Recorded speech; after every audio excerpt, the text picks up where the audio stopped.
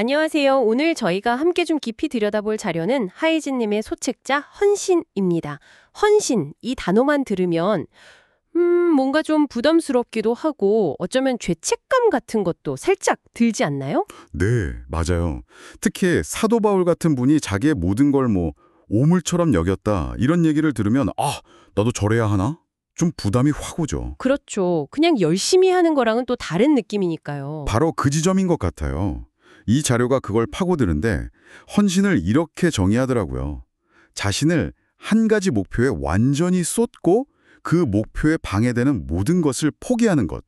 그러니까 단순한 열심을 넘어서 방향 자체를 완전히 트는 거죠. 아, 방향을 트는 거요. 마치 그 올림픽 금메달 따려는 선수가 다른 건 다 제쳐두고 오직 훈련에만 집중하는 것처럼요.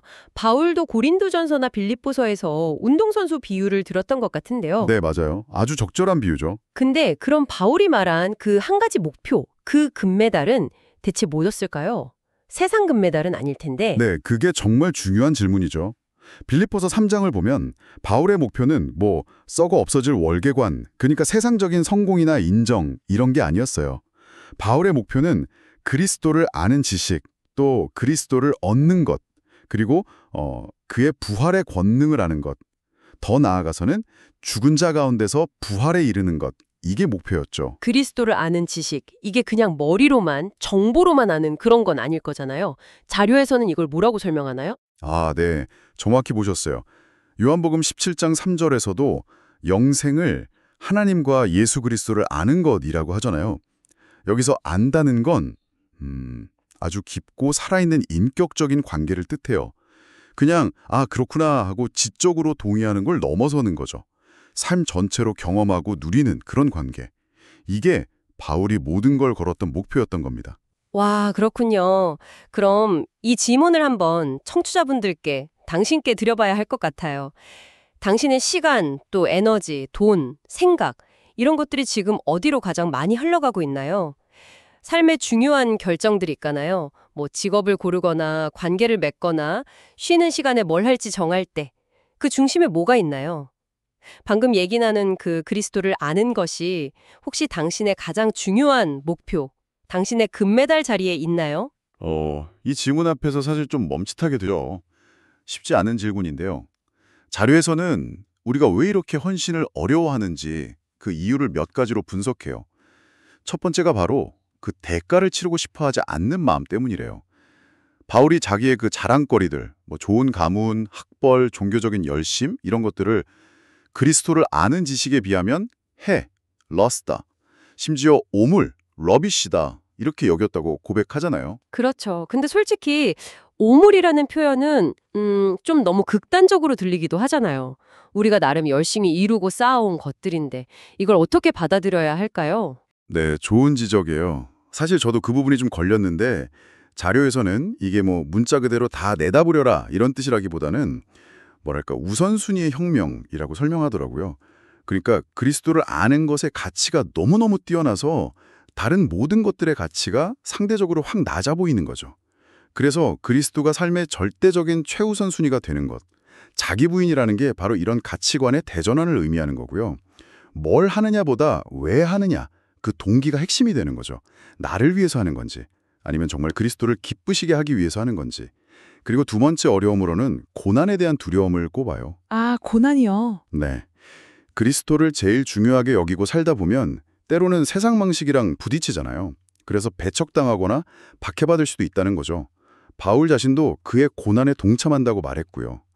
이 지점에서 약간 뭐랄까 믿으면 다 잘 된다는 식의 그런 성공복음과는 좀 다른 길을 보여주는 거죠. 십자가 없이는 면류관도 없다 뭐 이런 이야기고요. 그렇군요. 마지막으로는 믿음의 부족도 이유로 나오네요. 네, 맞아요.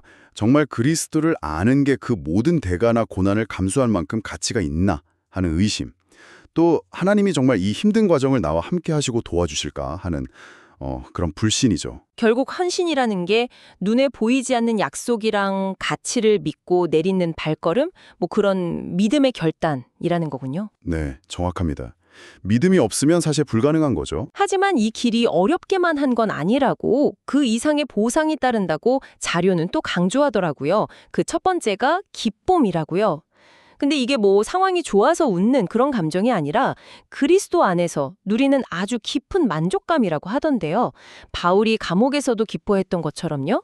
네, 맞아요. 환경을 초월하는 기쁨이죠. 그리고 또 역설적인 게 헌신을 통해 우리는 부활의 권능을 경험하게 된다는 거예요. 부활의 권능이요? 네. 고난을 이기게 하고 우리를 결국 영원한 생명으로 이끄는 바로 그 힘. 빌립보서 3장 10절에 나오죠. 헌신이 우리를 막 올가매는 것 같지만 사실은 그 반대라는 거예요. 우리를 진짜 자유롭게 한다는 거죠. 예를 들면 다른 사람들 시선에 대한 두려움이나 물질에 대한 탐욕, 미래에 대한 염려 같은 것들로요. 와, 정말 역설적이네요. 자기를 부인하는 것이 오히려 참된 자유를 주고 십자가를 지는 것이 권능과 기쁨의 통로가 된다는 거군요. 그렇죠. 이 모든 걸 가능하게 하는 궁극적인 힘은 결국 그 부르심의 상, 그러니까 영원한 생명과 하나님 나라에 대한 소망인 거고요. 맞습니다. 그 영원한 상급에 대한 확신, 그 믿음이 있을 때 우리가 기꺼이 대가도 치르고 고난도 견디면서 헌신의 길을 갈 수 있게 되는 거죠. 네, 오늘 이야기를 좀 정리해보면요. 헌신이란 결국 예수 그리스도를 아는 것이 최고의 가치임을 믿음으로 받아들이고 삶의 모든 영역에서 그분을 최우선으로 두기로 결단하고 살아가는 여정이다. 여기에는 분명 대가와 어려움이 따르지만 그 과정 속에서 그리스도와의 깊은 사귐, 또 참된 기쁨과 자유, 그리고 영원한 상급이라는 비교할 수 없는 보상이 약속되어 있다. 이게 이 자료의 핵심 메시지인 것 같습니다. 네, 그렇습니다. 마지막으로 듣고 계신 당신께 한번 조용히 여쭤보고 싶어요. 오늘 저희가 나눈 이야기들 앞에서 당신이 그리스도를 더 깊이 알기 위해 기꺼이 해로 여겨야 할 것은 혹시 무엇인가요? 어쩌면 치러야 할 대가나 겪게 될지도 모를 고난에 대한 두려움 때문에 온전한 헌신을 망설이고 계시진 않나요? 만약 그렇다면 그 망설임 너머에 있는 그리스도 안에서의 참된 기쁨과 자유, 그 영원한 가치를 혹시 놓치고 있는 건 아닐지, 당신 삶의 가장 짙은 동기가 지금 어디를 향하고 있는지 잠시 멈춰서 돌아보는 그런 시간이 되시면 좋겠습니다.